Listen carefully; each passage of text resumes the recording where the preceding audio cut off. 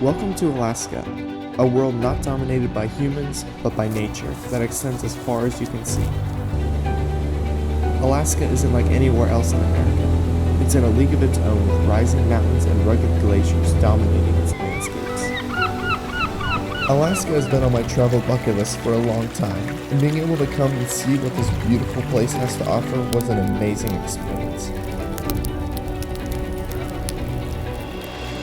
What makes Alaska so special goes beyond the summer's midnight sun, but the sense of freedom you feel is hard to replicate anywhere else in the world.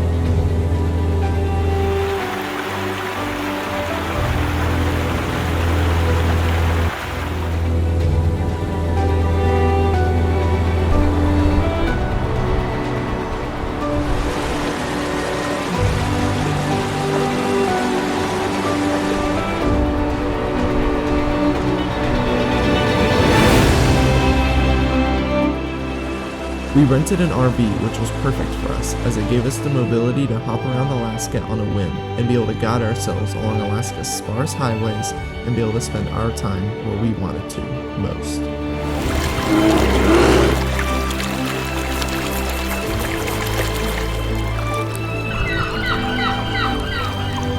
Join us on our 12-day journey to landmarks like Denali, Wrangell St. Elias National Park, and back down the stunning Kenai Peninsula, and watch us take in some of the most beautiful sights we have ever seen.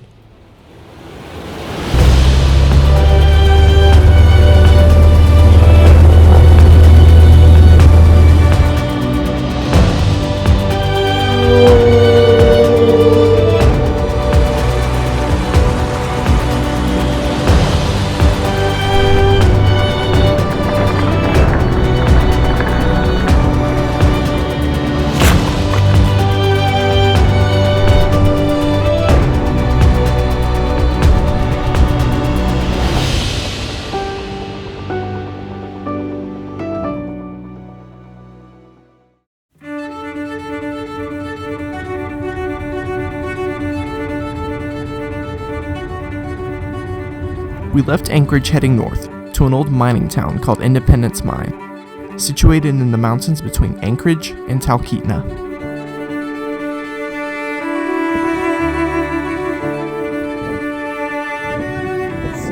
After the discovery of gold in Alaska, it didn't take long for people to flock north for a chance at becoming rich.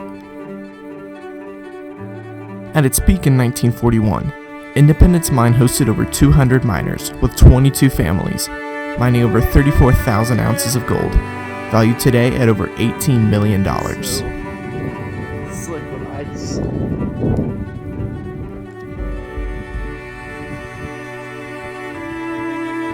Number of days, and their rate per day, total amount, and their deductions for room and board, and store, hospital.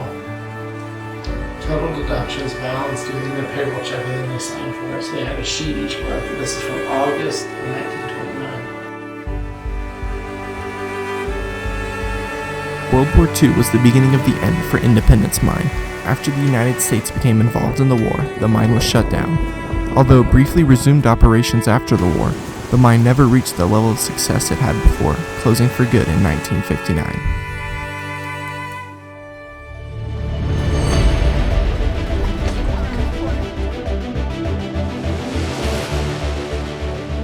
Next on our journey into Alaska's interior was the town of Talkeetna.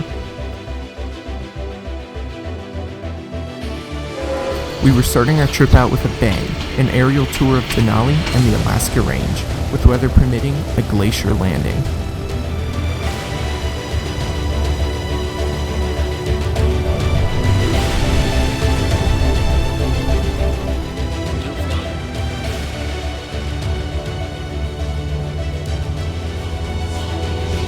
We left the Talkeetna airport heading north to Denali National Park, and while I could try to describe to you how beautiful the sights were, I think I'll just let the footage do the talking.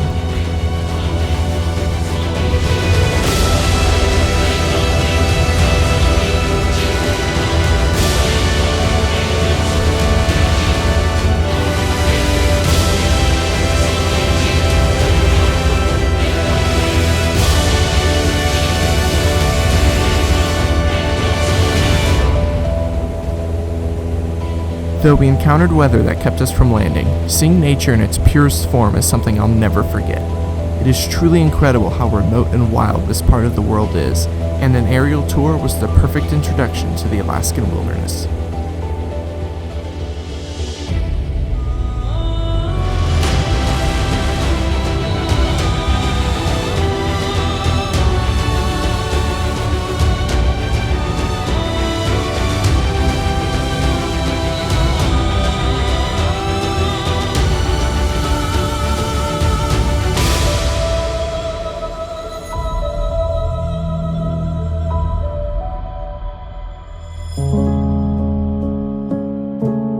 After seeing Denali from the air, we continued north to see Denali from the ground. Denali National Park protects 6 million acres of land and has just one road going through it, connecting from the visitor center to the heart of the park. Unfortunately, due to a recent landslide, that road was closed. However, we still made our way out into the wilderness for a hike around the lake close to our campground. What are you supposed to do when you see a bear? You stay away. Well, if we all did that, we wouldn't have to worry about this to begin with.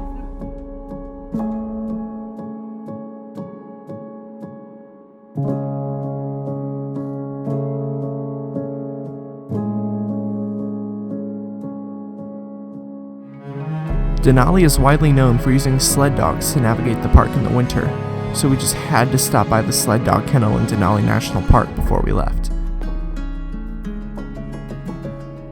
This portion of our trip was at an awkward point between our major excursions planned, and we had a few options on how to spend it. We ended up opting to head north towards Fairbanks.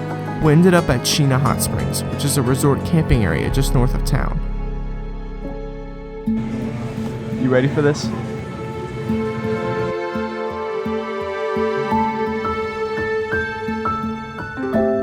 Sheena offers a few different options for excursions around the resort. We decided to take a tour of the Aurora Ice Museum, which, as you can probably see, was a really unique experience.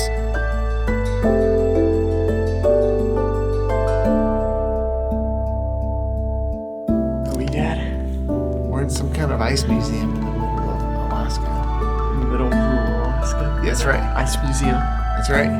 In an ice hotel right now. That's right. This room is available for rent. It's pretty crazy. It is crazy. I don't want anybody to take that up on that offer, but not me.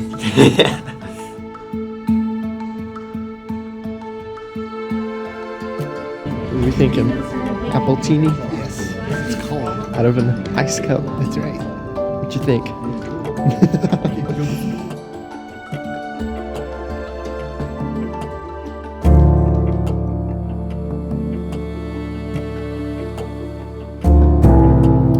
We now had the largest portion of driving for the entire trip.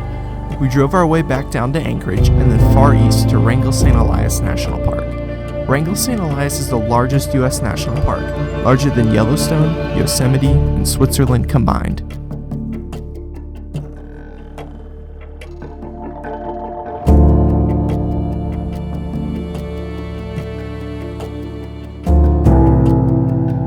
Our next major excursion was a flight into the park and then a hiking tour on the Root Glacier. It would be impossible to experience it all in one trip, much less in one day. Even in the one day that we were there, however, this amazing national park did not disappoint. So we're currently standing on ice. There's ice underneath my feet, under these rocks. So when you're going down this hill, there'll be little wet patches where the ice is melting through.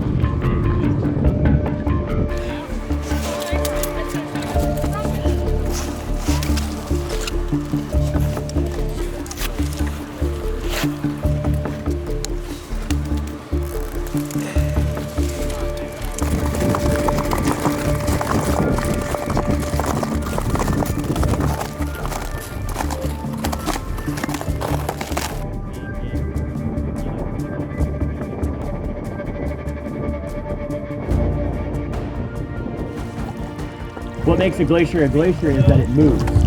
So this one, the root moves, like I said, 12 centimeters a day. That rock glacier moves about as fast as your fingernails grow.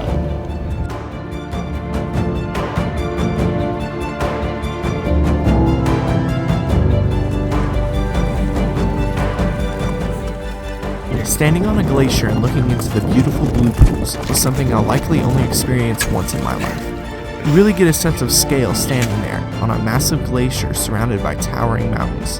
The beauty, however, cannot only be seen from the ground, but also through the air.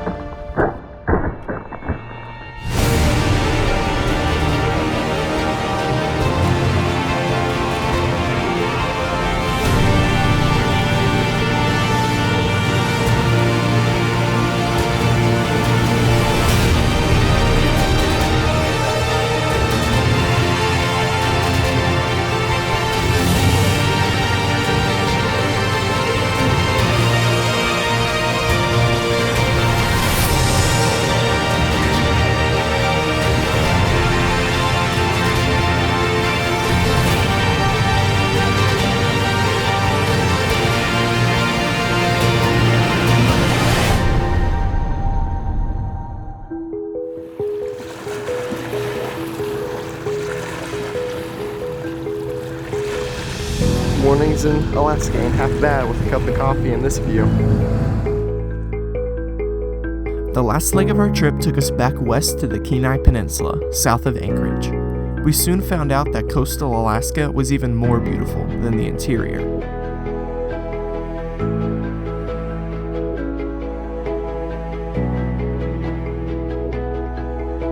Seward is the gateway to the Kenai Fjords National Park.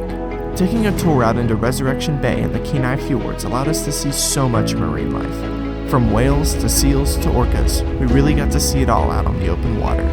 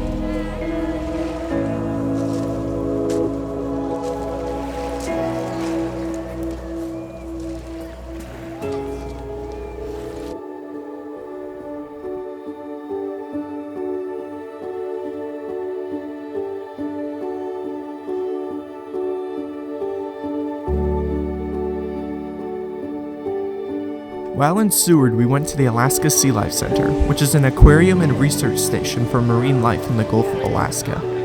Despite being one of the more traditional tourist opportunities, we really enjoyed seeing some of the marine life you really just can't see from a boat.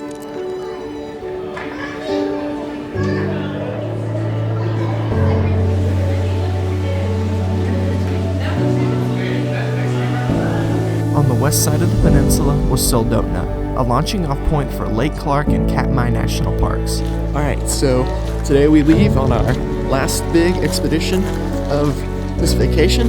We're doing a seaplane flight out to Lake Clark National Park, and we're going to do some salmon fishing and some bear watching. So, here we go.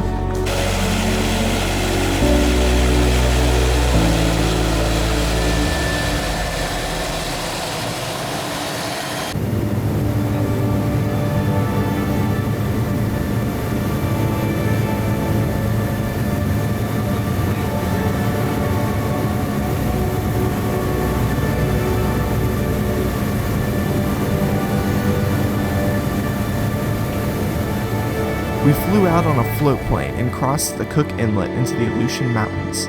After landing, we left for a spot with a lot of salmon and a lot of bears.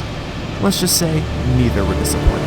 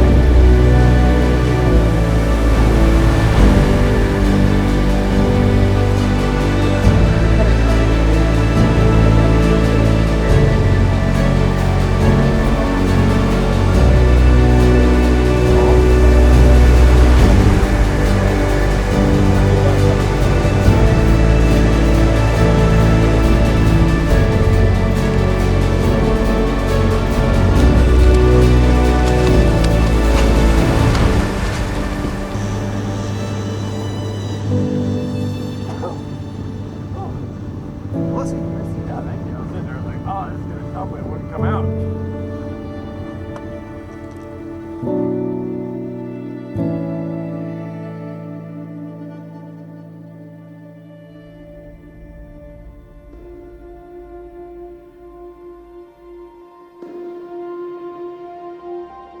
Our final destination was at the tip of the Kenai, Homer, Alaska.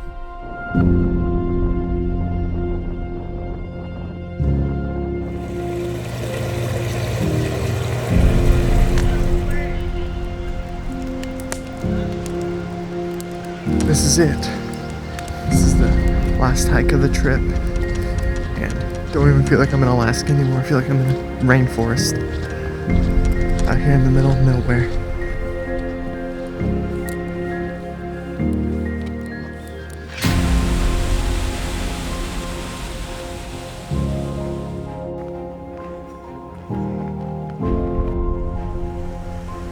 I hope this video serves as a reminder to go out and explore the world. When looking at a map of where we went, we got to see so little of Alaska. But looking back on our trip, I got to see so many things and make so many memories, as well as opening myself up to a new part of the world that I just can't wait to come back and explore more.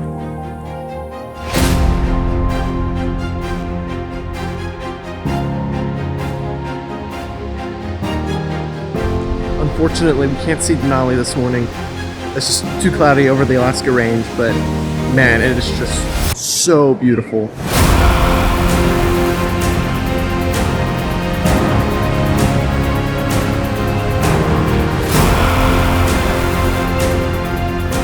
We're in the literal middle of nowhere. There's not a town for at least 100 miles. But beautiful.